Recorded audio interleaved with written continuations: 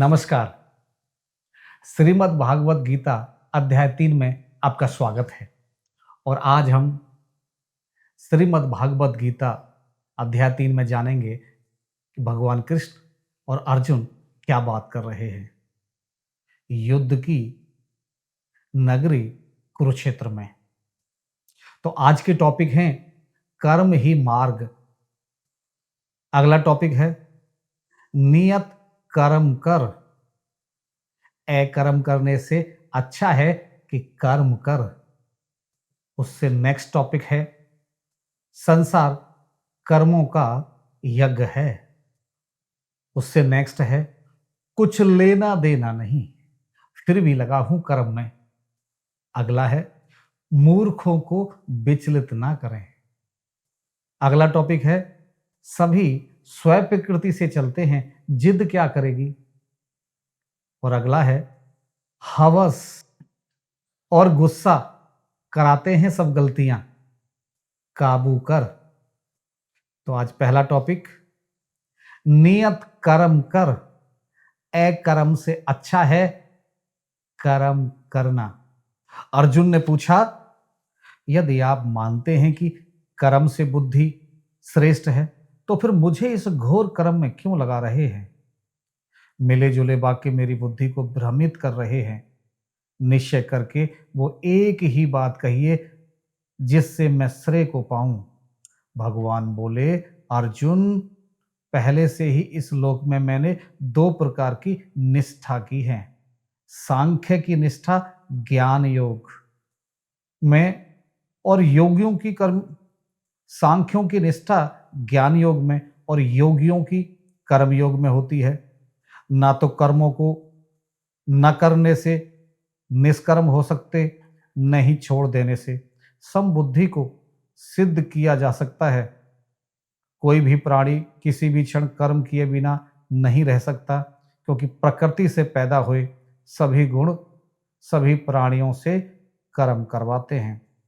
जो मूर्ख कर्म करने वाले अंगों को जिद से रोककर मन ही मन इंद्रियों के विषयों देखने, सुनने, महसूस करने में विचरता है, उसे पाखंडी कहते हैं। परंतु अर्जुन, जो मन से इंद्रियों को अनुशासित करके कर्म करने वाले अंगों को बिना किसी अपेक्षा के कर्म में लगाता है, वही श्रेष्ठ है। तू अपने नियत कर्म को कर, क्योंकि अकर्म से अच्छा कर्म करना है। अकर्म से तो शरीर की यात्रा भी सिद्ध नहीं होती। अगले टॉपिक में भगवान कृष्ण कहते हैं कि संसार कर्मों का यज्ञ है। यज्ञ के लिए किए गए कर्मों के अलावा अन्य कर्म करने पर तो यह लोक कर्म बंधन देने वाला ही है। अर्जुन, यज्ञ के लिए अपेक्षा छोड़कर समभाव से कर्म कर। प्राचीन समय में प्रजापति ने यज्ञ के लिए प्रजा को रचते हुए कहा, इसी के लिए तुम संतान वृद्धि करो और यही तुम्हारी इच्छित कामनाओं को पूरा करने वाला है। यज्ञ के लिए तुम देवताओं को समृद्ध करो और वे तुम्हें समृद्ध करेंगे। एक दूसरे से ऐसे व्यवहार करने से परम श्रेय को पाओगे। देवताओं से प्राप्त किए जो बिना बांटे भोगता है, वह चोर ही है। यज्ञ आचरण करने से प्राप्त हुए प्रसाद को ग्रहण करने वाले संत सब पापों से मुक्त हो जाते हैं। केवल अपने लिए कर्म करने वाला तो मानो पापों को ही पकाता है। प्राणी अन्न से बने रहते हैं। अन्न को वर्षा देव पर्जन्य पैदा करते हैं। ऐसे वर्षा भी यज्ञ से ही होती है। कर्मों से यज्ञ होता है। कर्मों की उत्पत्ति ब्रह्मा से होती है। ब्रह्मा नाश रहित है। ब्रह्मा नाश रहित से पैदा होता है, इसलिए सर्वव्यापी ब्रह्मा सदा कर्म रूपी यज्ञों में स्थापित है। को जो अपने इस प्रकार से चले आ रहे सृष्टि चक्र को जो आगे नहीं बढ़ा रहा, इंद्रियों के भोगों में रमा हुआ है, वह पापी व्यर्थता को ही जी रहा है। अगला टॉपिक है, श्री भगवान कह रहे हैं कि लेना देना कुछ नहीं, फिर भी लगा हूं कर्म में। और आगे क्या बोलते हैं, जो मनुष्य अपने में ही रमा हुआ है, तृप्त और संतुष्ट है, उसके करने के लिए कुछ नहीं रहता। उसका न तो किए गए में स्वार्थ है ना ही न किए में और ना ही किसी भी प्राणी से उसका कोई स्वार्थ रहता है। इसलिए बिना किसी अपेक्षा के सम रहते हुए लगातार कर्म कर, बिना किसी अपेक्षा के कर्म करते हुए ही व्यक्ति परम को प्राप्त करता है। जनक जैसों ने भी कर्म से ही सिद्धि प्राप्त करी है।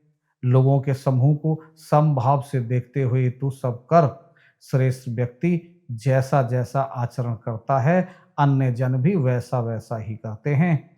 वह जैसे मापदंडों को तय करता है, लोग भी उसी का पालन करते हैं।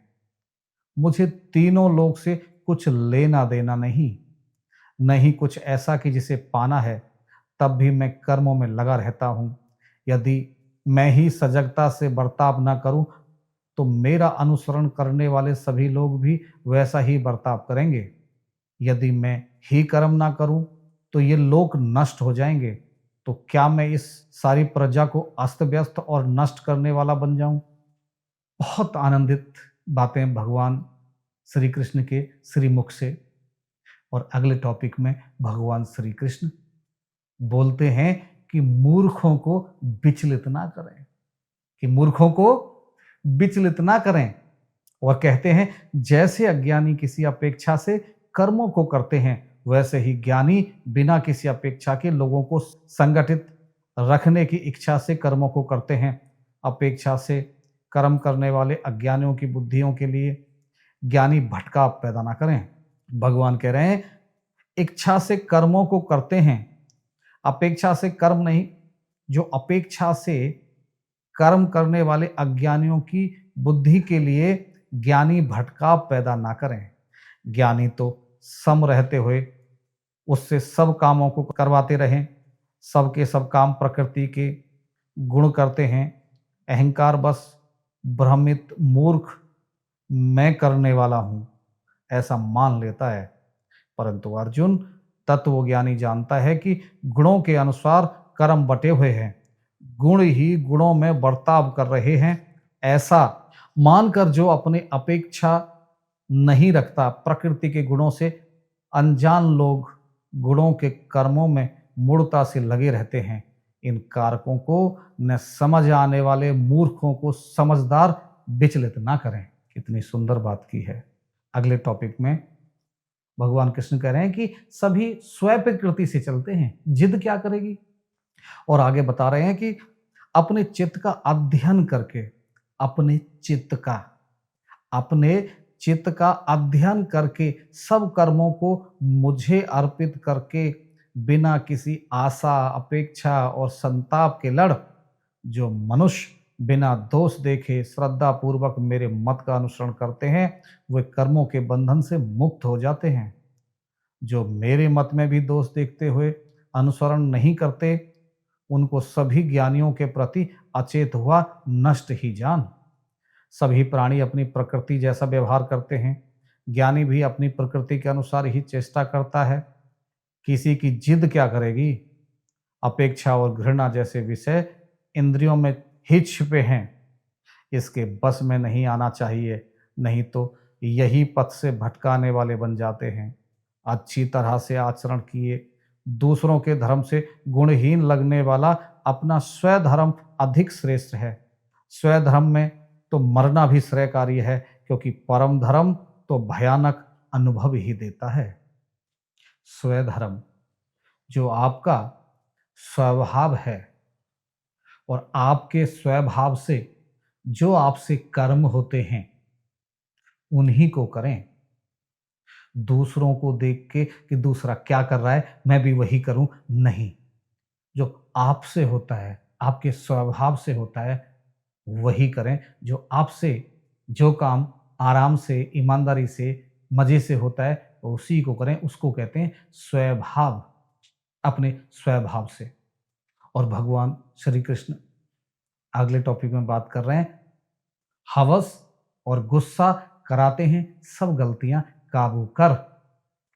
अर्जुन ने पूछा, तो फिर व्यक्ति खुद की इच्छा न होते हुए भी धक्के से लगाए हुए कि जैसे किसकी प्रेरणा से गलत आचरण करता है।